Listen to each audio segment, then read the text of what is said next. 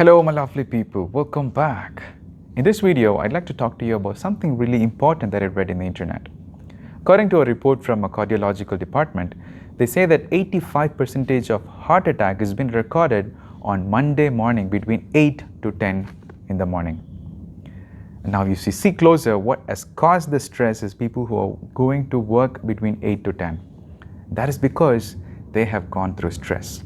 So in this video, we're going to dive in detail to understand what is stress, what causes stress, and how do we live a stress-free life.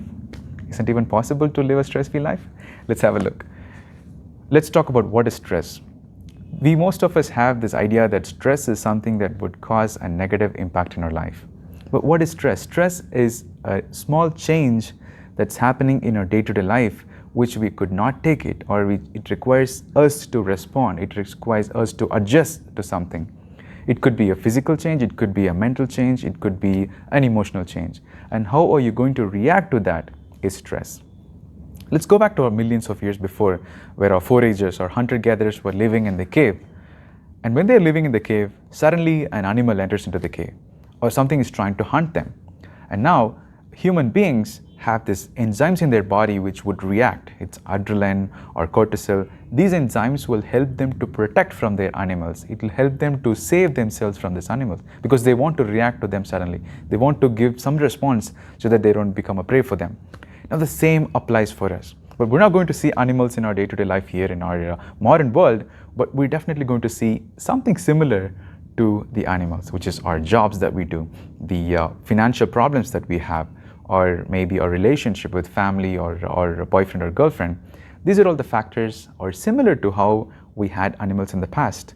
They are going to cause, they're asking you to change, they're asking you to adapt, they're asking you to respond to a way where you don't respond, it becomes stress. I hope you got that clear. So stress, to define stress, it is a reaction in your body that requires you to adjust to something. And that is stress. And if you don't adjust, or if you try to adjust for some time, and if you're trying to do this for a long time, then it creates a negative impact. Then it causes a lot of problems in the body. That causes physical problems, it causes mental problems, it also causes behavioral or emotional problems. You won't be able to eat, you won't be able to sleep, you won't be able to have a normal conversation with your friends or your family, your relationship. Everything literally goes for a toss.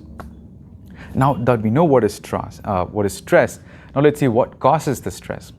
So you could divide that into two major parts. One is the external factors, other one is the internal factor.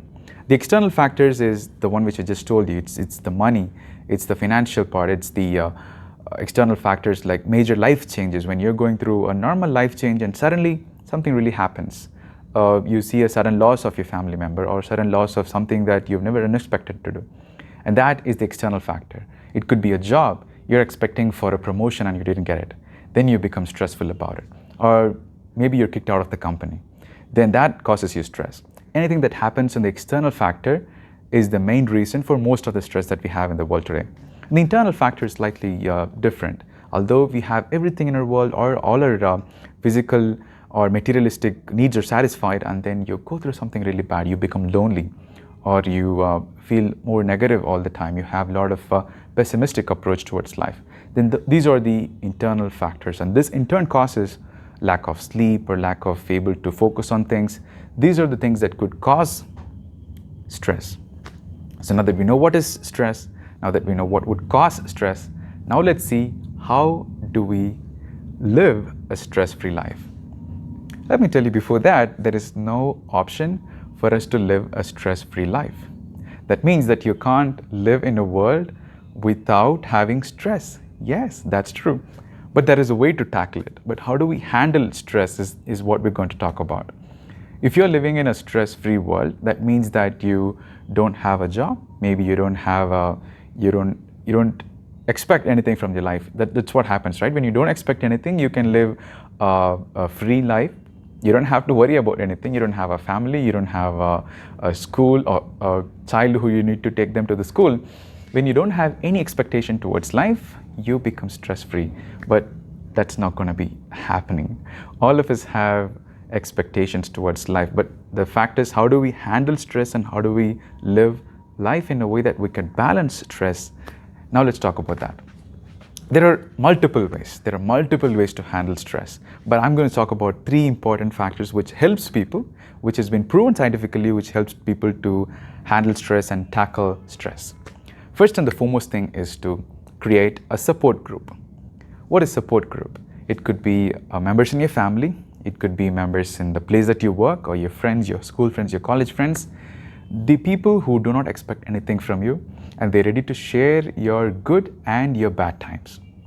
We have friends most of the time, they are a support group. They are there, expect nothing from us. They'll be with us when we are going through a downhill, or when you're having a good time. They'll be always around you. So having that support group is the main factor for you to live in a way that you can handle stress.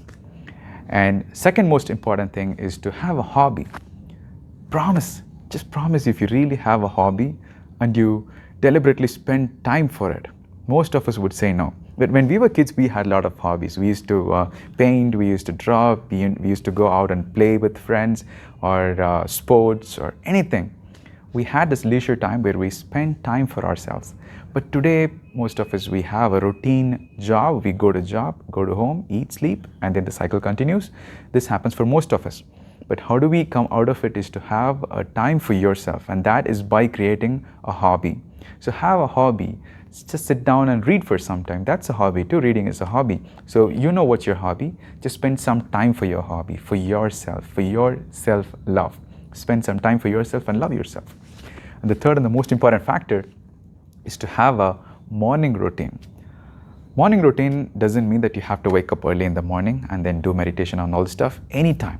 Just have a time where you can spend some time for yourself, to give time for yourself. Again, the second and the third is slightly correlated, but morning routine is something that I read from Robin Sharma, and it's a very important tool which helps millions of people. Go ahead and try it out. Is to create a set of activities in the morning. When you wake up, don't just go ahead and grab your phone. Don't just go ahead and start your work. So there should be some time for you to spend time for your spiritual part of your body. You can meditate, you can do yoga. That'll help you to reduce your stress level and to handle stress properly.